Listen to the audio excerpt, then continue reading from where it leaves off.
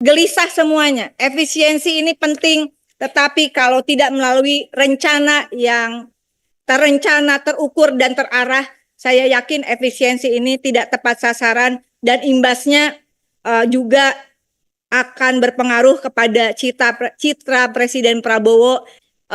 Yang namanya pembahasan efisiensi, menurut logika saya yang terbatas ini, pertama harusnya identifikasi masalah dulu di kementerian lembaga. Lalu dampak-dampak apa yang kemudian itu sangat berpengaruh terhadap terutama kehidupan rakyat. Karena itulah asta cita sebetulnya. Kalau tidak saya tidak salah Pak Kawendra ya. Jangan sampai rakyat yang dirugikan. Baru Kementerian Keuangan itu kasih anggarannya dengan hasil identifikasi itu. Koreksi jika saya salah. Mekanisme yang terjadi adalah Kementerian Keuangan, khususnya DJA, ini ngalas dulu setiap kementerian lembaga. Betul tidak Bapak? Betul ya? Lalu dari alasnya itu, teman-teman ini semua KL, semua bukan hanya mitra Komisi 6, itu harus dipaksakan identifikasi masalah. Kalau itu teorinya namanya cocok logi Bapak. Jadi bukan berdasarkan realitas yang ada. Padahal Presiden Prabowo di dalam pidato pelantikannya saja mengatakan persoalan angka negara ini menjadi sesuatu yang prinsip. Tidak bisa berdasarkan angka-angka yang tidak akurat. Nah, oleh karena itu, pertama tentu saja kami mendukung apa yang disampaikan oleh Presiden Prabowo adanya efisiensi anggaran. Tetapi efisiensi anggaran harus berbasis pada hasil identifikasi yang menghasilkan data akurat, aktual, dan relevan dari kementerian lembaga sehingga efisiensi itu bukan kemudian roda pemerintahan macet dan pelayanan publik terganggu. Oleh karena itu bukan untuk kementerian lembaga, tidak untuk Presiden Republik Indonesia, tapi untuk Kementerian Keuangan. Money follow function. Bukan duitnya dialas dulu lalu orang dipaksakan bikin program. Dari hasil identifikasi sekali lagi, marilah kita rumuskan dan dukung Presiden Republik Indonesia agar anggaran ini memang tepat sasaran. Ucapan Presiden adalah ucapan lisan, tapi kali ini sudah ada perpresnya. Memiliki kekuatan hukum, kementerian dan lembaga khususnya Kementerian Keuangan, marilah memaknainya dengan keputusan, bukan hanya suratnya saja, tapi mekanisme dan prosedur yang tidak mempersulit jalannya roda pemerintahan. Demikian, mohon maaf jika ada kekurangan, karena kesempurnaan milik Allah semata, dan mudah-mudahan apa yang disampaikan ini membawa berkah karena gelisah semuanya. Efisiensi ini penting, tetapi kalau tidak melalui rencana yang terencana, terukur, dan terarah, saya yakin efisiensi ini tidak tepat sasaran dan imbasnya juga akan berpengaruh kepada citra Presiden Prabowo yang kami sebetulnya sudah disampaikan. Kami adalah, kalau PDI Perjuangan, mitra strategis, Bapak. Ide efisiensi menurut Perpresnya nih, Pak, sama surat Kementerian Keuangan. Dikecualikan anggaran yang bersumber dari pinjaman atau hibah, rupiah murni pendamping kecuali tidak dapat dilaksanakan sampai dengan akhir TA 2025, anggaran yang bersumber dari PNBP kecuali yang disetor ke kas negara tahun 2025, anggaran yang bersumber dari SBN, surat berharga syariah negara, dan menjadi underlying aset dalam penerbitan SBSN. Kemudian dalam rangka di surat Kementerian Keuangan itu ada mekanismenya melakukan review sesuai tugas, fungsi, dan kewenangan masing-masing KL dalam APBN TA 2025 dan efisiensi telah dipatok 256,1 triliun.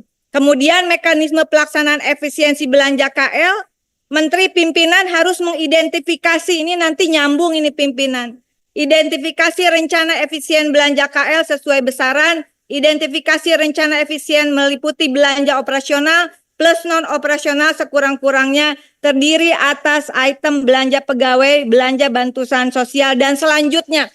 Saya yakin yang hadir di sini tentu menyampaikan anggaran efisiensi itu telah sesuai, saya berasumsi Bapak, karena ini surat keluar 24 Januari 2025, lalu kemudian dengan mekanisme tadi yang disampaikan, lalu kemudian Selasa 11 Februari 2025, saya tidak tahu ini saya tadi baca di Sabang atau Batam, Sabang rasanya, bahwa DJA dan mitra kementerian lembaga telah melakukan meeting secara online dengan via MS Teams meeting. Apa maksudnya tuh MS?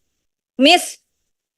Oke, secara online. Jadi meetingnya secara online dan harus diserah hasil identifikasi rencana efisiensi anggaran disampaikan kepada Kemenq paling lambat 14 Februari 2025. Betul, Bapak?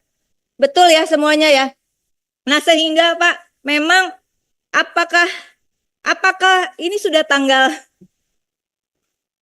12 ya? Bagaimana saudara-saudara melakukan identifikasi masalah dan harus diserahkan hasil identifikasi masalah yang kurun waktunya singkat itu pada hari Valentine ya. Sungguh hari kasih sayang, oleh karena itu saya sepakat. Kalau kita lihat Bapak, kementerian lembaga yang hadir pada siang hari ini, dan kita nanti akan merayakan Valentine bersama Kemenq, catatan sedikit, DJA-nya yang mana ini? Karena yang satu sudah tersangka ya. Yang mana? Nggak ada di sini. Bukan, maksudnya rapat online kan mereka ikut. Siapa yang rapat? Direkturnya ya, bukan DJA-nya. Bukan. Jangan karena online tetap bisa meskipun udah tersangka. Kementerian lembaga, Kementerian Koperasi semula 473,3 miliar sekian menjadi 317,4 sekian miliar. Batam dari 1,23 triliun menjadi 753,63 miliar. BPK Sabang dari 53 miliar menjadi 26, sekian miliar. Dampak terhadap BPKS tahun 2025 terhentinya kegiatan revitalisasi pelabuhan penyeberangan Balohan yang merupakan prioritas nasional. Gangguan terhadap layanan transportasi masyarakat ke dan kota Sabang dengan populasi 40.000 jiwa, potensi pengunjung 700.000 per tahun. Tidak optimalisasinya operasional pelabuhan penyeberangan Balohan. Kedua, dampak dari efisiensi anggaran bagi BPK Sabang. Berkurangnya potensi PNBP sebesar 3 miliar per tahun dari layanan ke pelabuhan penyeberangan Balohan yang tidak maksimal. Berkurangnya sumber pendapatan masyarakat UMKM, pelaku usaha wisata, pelaku usaha transportasi, dan pelaku usaha lainnya yang tergantung pada aktivitas pelabuhan penyeberangan Balohan. Ketiga, terganggunya layanan investasi dan penanaman modal akibat keterbatasan layanan dari BPKS, terganggunya dukungan pengembangan pariwisata di Kota Sabang yang merupakan kawasan strategis pariwisata nasional. Sementara untuk saya kira ini perlu disampaikan pimpinan, karena bukan hanya sekedar ngirit, tapi saya sepakat dengan Pak Darmadi, saya sepakat adanya efisiensi, tapi dampak dari efisiensi itu juga perlu diperhitungkan. Yang untuk, tolong dibantu yang Sabang, yang Batam halaman berapa saya tadi baca, memang harusnya disampaikan seperti mitra di komisi lain itu, fokus Pak, dampaknya apa? Nah ini, dampak efisiensi terhadap layanan BP Batam, pelabuhan, penurunan kualitas pelayanan terminal, pertahanan, penurunan kualitas pelayanan dan evaluasi pengolahan pertanahan, pengelolaan air limbah bersih dan limbah. Rumah sakit juga terpengaruh, betul Batam, BP Batam.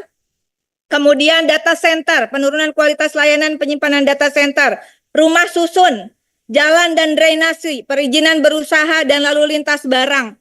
Dampak efisiensinya ini tidak main-main. Oleh karena itu, menurut saya kami menunggu dampak efisiensi dari Kementerian Koperasi. Mudah-mudahan di sini kan ada tim. Sampaikan sekarang Pak, sehingga mana yang harus diefisienkan, mana yang tidak. Kita memiliki skala prioritas berdasarkan identifikasi masalah, bukan hanya masalahnya, tapi outputnya apa, KPI-nya apa. Jangan berpikir ini hanya persoalan di bulan Februari. Tapi ini sampai akhir tahun anggarannya akan berpengaruh.